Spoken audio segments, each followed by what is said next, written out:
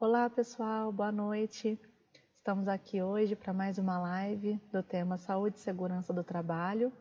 Eu sou a Gabriela, sou engenheira ambiental e engenheira de segurança do trabalho. E hoje o tema da nossa live vai ser a importância da utilização dos EPIs, né? Esse item previsto na NR6, então nós vamos tratar um pouquinho desse assunto hoje. Bom, espero que aqui a gente não tem como saber quem está assistindo, mas colegas de profissão, né, talvez técnico de segurança, engenheiros de segurança, pessoal do RH das empresas ou o próprio funcionário, né, que talvez esteja assistindo a live aqui para adquirir mais conhecimento. Qualquer dúvida que vocês venham a ter, tem os meus contatos, não vou passar no final da apresentação. E pode deixar comentário aqui também abaixo da live, nos comentários aqui, que eu vou respondendo as dúvidas de vocês, certinho? Vamos lá. Bom, então, equipamento de proteção individual, nós temos várias definições, né? Equipamento de proteção individual, mais conhecidos como EPIs. Acredito que quem não é profissional da área, funcionário, estudante, já tem ouvido esse termo pelo menos uma vez na vida. Toda empresa, né, exige a utilização dos EPIs para os funcionários, dependendo da atividade, uma atividade industrial, construção civil, exige também para os visitantes. Então, você já deve ter se familiarizado com esse termo, né? Bom, o termo EPI é uma sigla que significa Equipamento de Proteção Individual. O EPI ele foi definido pela norma NR6, que entrou em vigor em 1978, com aquela alteração que a gente já comentou nas outras lives, a inserção do capítulo 5 na CLT, que trata da saúde e segurança do trabalho, e que foi efetivado pela publicação da portaria 3.214. Então, após essa data, já passou a vigorar a legislação com relação aos EPIs. Uma outra definição aqui de EPI é um equipamento ou conjunto de equipamentos destinados a garantir a integridade física do trabalhador em virtude da redução do grau de exposição. Então, nós vamos falar um pouquinho disso também.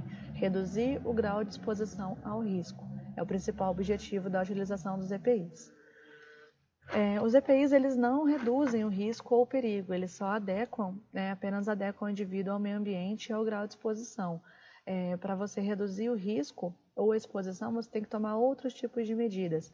Medidas administrativas, medidas de engenharia, implementação de equipamento de proteção coletiva.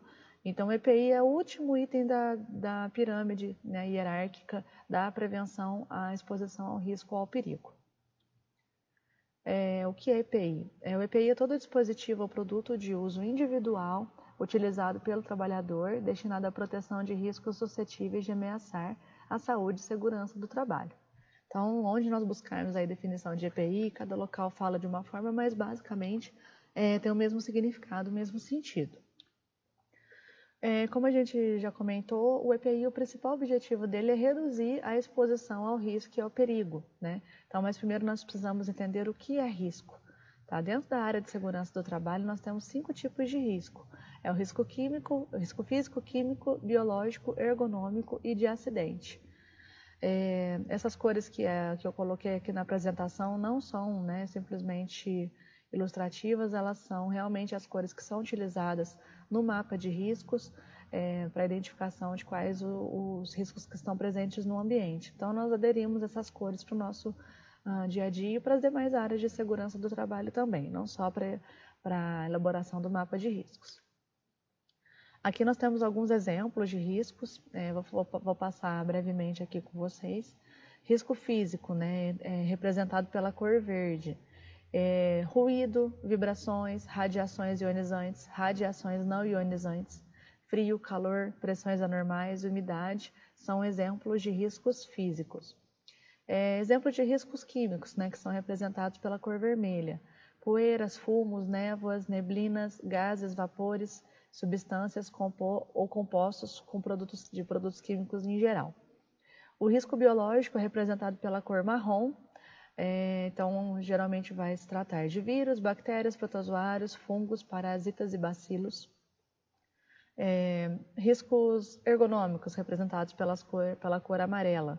Esforço físico intenso, levantamento e transporte manual de peso, exigência de postura inadequada, controle rígido de produtividade, imposição de ritmos excessivos, trabalho em turno noturno, jornadas de trabalho muito prolongadas, monotonia e repetitividade. Quem aqui não se lembra daquele filme Tempos Modernos, do Charlie Chaplin, né? Que deixava claro, né, com a Revolução Industrial, como que era realmente o dia a dia ali do trabalhador, aquele esforço repetitivo, que geralmente quando se fala em risco, a primeira coisa que vem na cabeça, né, quando fala em problema no trabalho, acidente de trabalho, é risco de acidente e risco ergonômico que vem à nossa cabeça. Os 3 primeiros que eu disse aqui a gente não costuma lembrar, pelo menos quem não é da área de segurança do trabalho.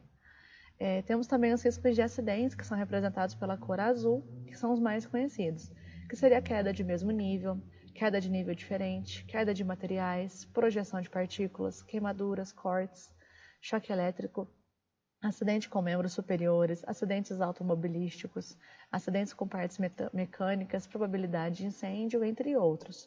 Então, aqui mais para situar quais são os riscos, né? A maioria, os principais riscos que o trabalhador está exposto, para a gente conseguir entender qual a necessidade da utilização do EPI. Como eu falei anteriormente também, nós temos a hierarquia das medidas de controle. Então, não é simplesmente, não, o cara está exposto à radiação solar, então vou fornecer os equipamentos de proteção para ele. O cara está exposto a ruído, então já vou fornecer o abafador. Não é assim. O fornecimento do EPI ele é assim, obrigatório, mas em último caso, né, quando já foram tomadas todas as demais medidas, todas as formas possíveis e economicamente viáveis de absorver ou neutralizar aquele risco. Então, né, a gente tem aqui na pirâmide, o primeiro item seria a eliminação do risco, eliminação do agente, né? Dependendo, no caso, por exemplo, a exposição a algum agente químico, um agente químico muito nocivo, né? Tentar trabalhar com outros tipos de produto dentro daquela empresa. Excluir totalmente a utilização daquele produto já seria uma medida de eliminação. Substituição, né, daquele produto, por exemplo, tá? Estou dizendo produto pensando no produto químico. Controle de engenharia, isolar a equipe de riscos físicos. Isso aqui, por exemplo, a gente pode entender como enclausuramento de algum equipamento, né, por conta de ruído. Então, trabalhar com enclausuramento pode reduzir o ruído. Então, já seria aqui um controle de engenharia. Controles administrativos, né, que seria ajuste, mudança do método de trabalho. Por exemplo, a gente pensar também em ruído, diminuir a jornada de trabalho, diminuir a exposição do trabalhador àquele risco. Tá? Então, já seriam algumas medidas também para serem tomadas antes da utilização de EPI. Então, o EPI, como vocês podem ver, ele é o último item aqui da pirâmide de hierarquia. Então, no último caso mesmo, nós vamos entrar com a utilização dos EPIs. Então, a gente tem também aqui a relação de efetividade. Quanto mais no topo da pirâmide, mais efetiva é aquela medida. E quanto mais abaixo, menos efetivo. Tá? Então, o EPI realmente é a última opção. Então, algumas circunstâncias em que o empregado ele é obrigado a fornecer o EPI. Então, nós temos aqui a primeira circunstância é sempre que as medidas de ordem geral não ofereçam completa proteção contra os riscos de acidente de trabalho ou de doenças profissionais de trabalho. Então, sempre que for possível, ok. Se não for, passa para a segunda etapa. Quando as medidas de proteção coletiva ainda estão sendo implantadas. E no último caso, para atender situações de emergência. Nós temos aqui uma diferença, né, de EPI, que é equipamento de proteção individual, para EPC, que é equipamento de proteção coletiva. Sempre, né, na maioria das vezes, o EPC vai vir primeiro, vai ser primeiro implementado do que o oferecimento do EPI, porque dependendo com o EPC você consegue absorver ou neutralizar aquele risco, tá? Então, realmente, se ele não for totalmente efetivo, se estiver em processo de implementação, que vai ser fornecido o EPI. Então, aqui no caso de EPC, nós vamos falar mais à frente, ele vai proteger não só um indivíduo, vai proteger o ambiente de trabalho de uma forma geral. Por exemplo, em obras de construção civil, é muito comum, né, obrigatório a gente fazer a proteção das áreas onde há risco de queda, fazendo o guarda-corpo, né? Então, é um exemplo de medida coletiva. Mas também aqui a colocação de cones, proteção de redes, fitas de sinalização, também já são entendidas como equipamentos de proteção coletiva. Então, alguns exemplos aqui de equipamento de proteção coletiva, né? Nós temos aqui as correntes, pilares, placas, fitas, cones, tá? Temos muitas outras equipamentos de proteção coletiva. A gente pode entender diversas metodologias como, não de certa forma um objeto, né, mas algumas ações como medida de proteção coletiva. Então, só uma definição do que é o EPC. É o equipamento de proteção que é utilizado de forma coletiva, destinado a proteger a saúde e a integridade física dos profissionais que trabalham em ambientes que apresentam riscos. Entre os principais objetivos da utilização de equipamentos de proteção coletiva, né, são evitar acidentes que envolvam tanto os trabalhadores como também outras pessoas que venham a estar presentes naquele local de trabalho, como visitantes, fiscais, auditores, né, pessoal da área administrativa. Minimizar perdas e aumentar a produtividade da empresa através de uma melhora nas condições de trabalho. E também neutralizar ou ao menos reduzir os riscos que anteriormente eram comuns em determinado local de trabalho. Então, como eu disse anteriormente, o EPC está mais relacionado ao ambiente, né, ao risco, e o EPI está mais relacionado ao homem, né, no sentido de prevenir a lesão. Então, essa aqui é a grande diferença entre os dois. Não tem como a gente falar de EPI sem ao menos citar e passar um contexto geral do que é o EPC. Eles estão intimamente ligados no ambiente de trabalho. Então, quando nós vamos utilizar o EPI, tá? Sempre que as medidas de proteção coletiva não oferecer completa proteção contra os riscos de acidentes de trabalho ou de doenças profissionais do trabalho. É muito importante também nós ressaltarmos o que é o certificado de aprovação, o conhecido CA. Já também foi comentado aqui nas lives anteriores sobre esse certificado, e é basicamente o principal item que tem que ser observado pelo pessoal do RH, né, quando vai, ou do setor de compras da empresa, do setor de segurança, quando vai fazer a aquisição de compra, né, a cotação, para ver se realmente aquele produto que foi indicado pelo SESMIT ou pela CIPA atende às especificações, né. Então, geralmente o pessoal já fornece o número de CA que tem que ser obedecido, né, porque aquele equipamento ele já foi passado por testes, né, pelo Ministério do Trabalho, ele tem que atender normas da ABNT para realmente ser eficiente para a absorção e neutralização dos riscos. Então, basicamente, vou passar uma definição do que é o CA. O Ministério do Trabalho, né, do Emprego, e agora o Ministério da Economia, testa a qualidade dos EPIs disponíveis no mercado e emite certificado de aprovação, que é o CA. O fornecimento e a comercialização de EPIs sem o CA é considerado crime, e tanto o comerciante quanto o empregador ficam sujeitos às penalidades previstas em lei. É uma situação que aconteceu comigo outro dia. Fui numa empresa verificar, uma loja, né, ver alguns EPIs para comprar, e cheguei lá, tinha várias tocas árabes, né, aquele EPI que é utilizado para geralmente trabalhador rural que está exposto ao tempo, né, à radiação solar. E lá eles estavam fabricando, né, uma confecção também que fabrica uniformes, estavam fabricando touca árabe, mas simplesmente fazendo e colocando para vender, sem passar por aprovação do Ministério do Trabalho, equipamento sem CA. Então, quando eu vi, né, orientei, expliquei para a dona, na hora ela tirou tudo ali, falou, não, vou fazer certinho, não sabia que tinha essa exigência. Então, às vezes é por próprio desconhecimento que alguns fabricantes ou alguns compradores, né, quem não tem experiência na área de segurança do trabalho, pode pecar nessa parte. Então, aqui, todo equipamento ele deve ter o CA, aqui é uma luva, né? O CA está até bem apagadinho, mas aqui dá para ver que tem o lote do equipamento e o número do CA. Tá? Então, é bem importante conferir se o CA daquele equipamento está válido. Outro equipamento aqui que é uma bota, né, uma botina aqui tá de eletricista, que tem o número do CA, tem o número do lote e o número do CA. Então, a partir desse número aqui, nós podemos entrar no site do Ministério do Trabalho e confirmar para verificar se esse EPI realmente é válido. Então, como que a gente pode consultar? É muito simples. Você abre o navegador, coloca lá, consulta CA Ministério do Trabalho. Ele já vai abrir um link que vai direcionar para essa tela, e nessa tela você digita o número do CA e consulta. Ou você pode também consultar por equipamento, ou por fabricante, ou por tipo de proteção. Ele vai te dar a relação desses EPIs. Então, quando você coloca lá o número do CA, ele vai abrir o processo que aquele equipamento foi submetido, qual o tipo de teste, qual a norma da ABNT que foi seguida, qual a validade do certificado. Então, ele te dá todas essas opções já para você verificar e imprimir e deixar junto com a nota fiscal da compra de EPIs, dos EPIs da sua empresa, tá? E você, trabalhador, né, que também recebeu um EPI da empresa, pode fazer esse procedimento também para verificar se o EPI que você recebeu está válido. Bom, então nós temos também a diferença entre validade do CA e validade do EPI, né? Pode ser que você ache que é a mesma coisa, mas não é. O CA ele é certificado de aprovação e ele é regido pela norma técnica 146 de 2015. E essa norma ela obriga os fabricantes de EPI a serem validados, avaliados pelo Ministério do Trabalho, a fim de garantir que esses equipamentos realmente ofereçam proteção à saúde do trabalhador. Antes de comercializar esse produto, o fabricante envia uma amostra para o Ministério do Trabalho e ele vai fazer todos esses testes de acordo com essas normas técnicas para ver se realmente aquele EPI atende, se ele realmente neutraliza aquele risco.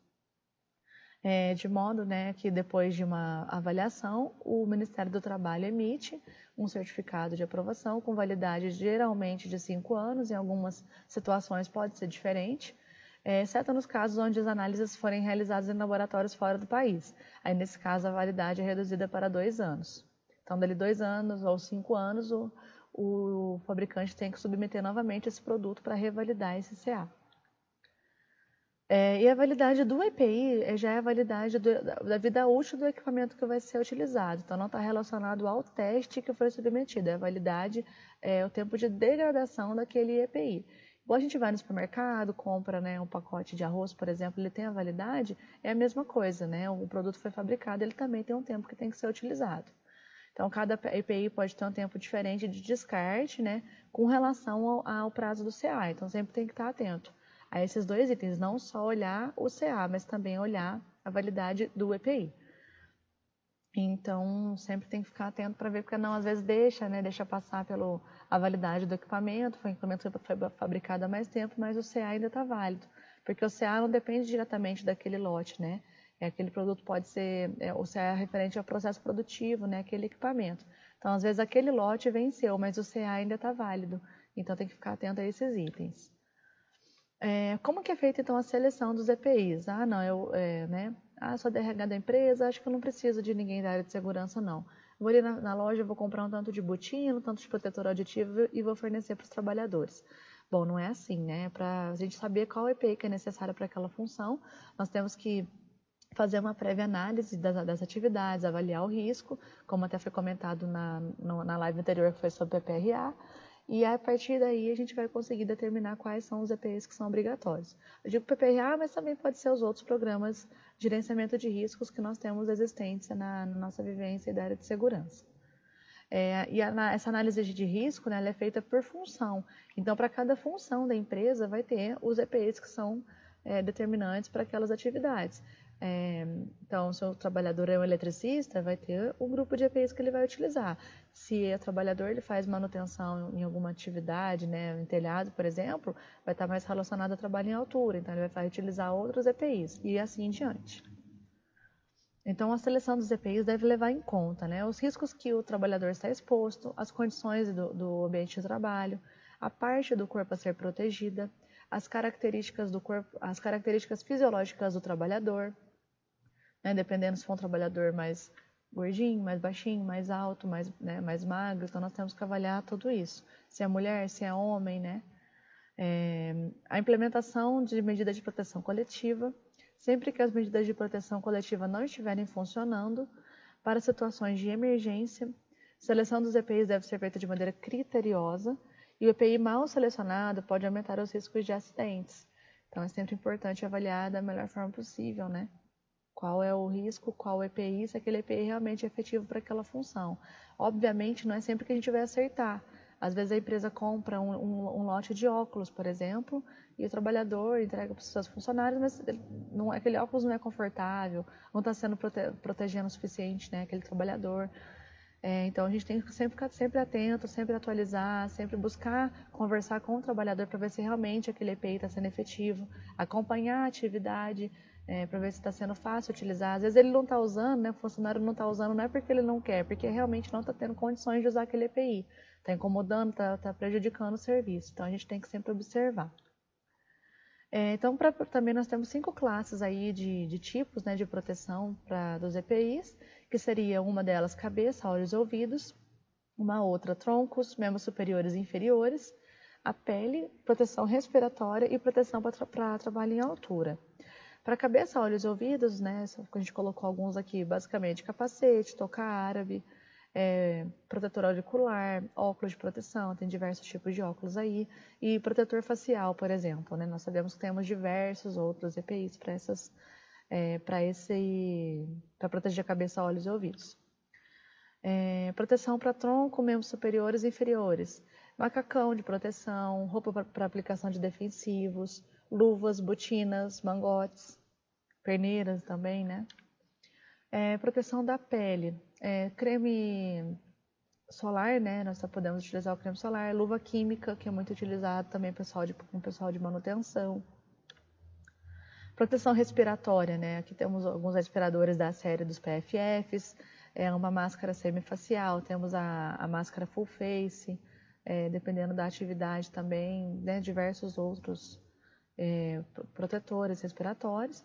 Para trabalho em altura, né? Basicamente, alguns deles aqui eu sinto tipo paraquedista, talabarte em Y, trava-quedas, tá? Então nós temos diversas classes de EPIs também, tá? E dentro de cada classe temos centenas de EPIs aí que podem ser diferenciados de acordo com a atividade daquele trabalhador. Alguns fatores também que influenciam a escolha, né? A sensibilidade individual daquele trabalhador, o tempo de exposição àquele agente, a concentração, intensidade e natureza do risco. Então, tudo isso, né, faz o equilíbrio que nós temos que encontrar, né, avaliar muito bem a atividade, ouvir o trabalhador, acompanhar a atividade para poder determinar o melhor tipo de EPI para cada atividade. Então, algumas obrigações, né, é muito comum o pessoal falar bastante disso, porque é um item da norma, que cabe ao empregador quanto ao EPI. Exigir a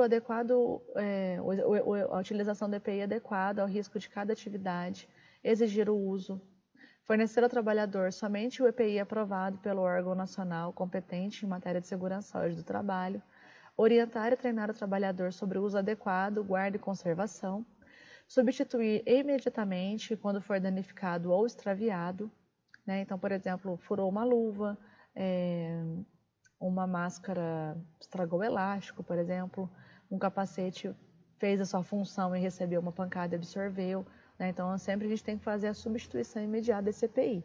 Caso o trabalhador perca aquela história, né?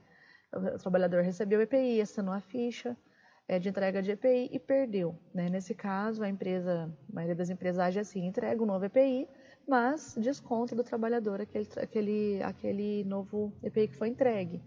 Tá? Então, no caso de danificação, não, né? Mas no caso de perda, sim, é feito um desconto na folha.